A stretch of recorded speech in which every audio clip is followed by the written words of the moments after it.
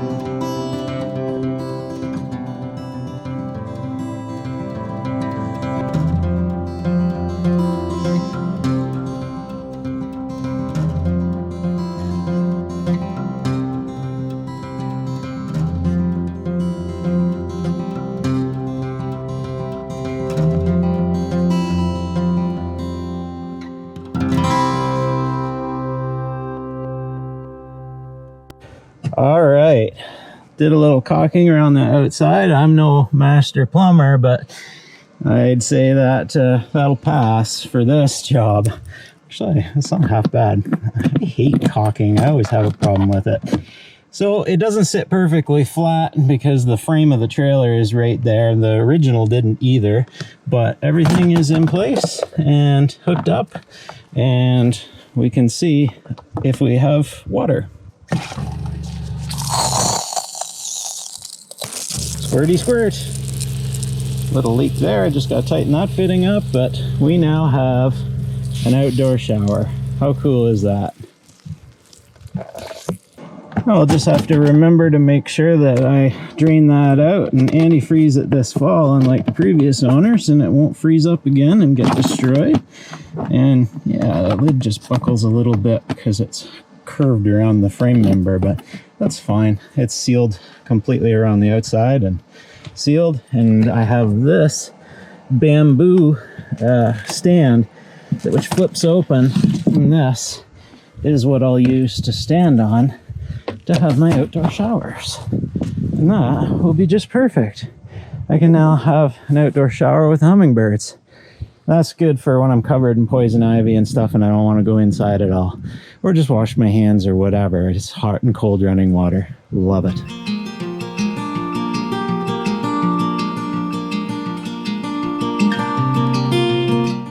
Check this out. I found my hold downs, my anchors after all, a whole bag of them.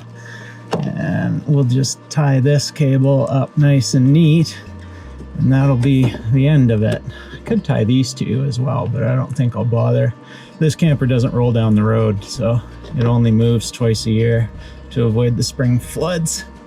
So it goes out in the fall just a kilometer and back another kilometer in the spring. So we don't need anything too crazy for hold downs.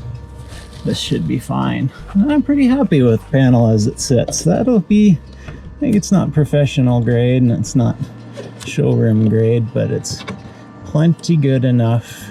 Electrically it's sound, and it offers an easy way to disconnect things so that you don't want it to take shortcuts or whatever when you're working on the camper. It's so easy, just click click and you're isolated. And solar panels, this is the dual. It isolates both the positive and the negative side, which is required for solar panel installs for code. Not like this thing's to code, but that part sort of is, except for the strain reliefs. Pretty cool. I'm happy with it.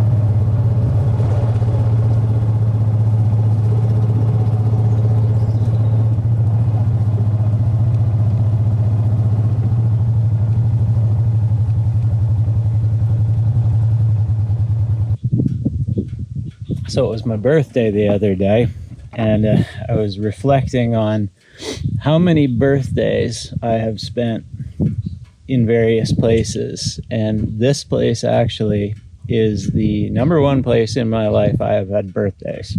I've had more here than anywhere else.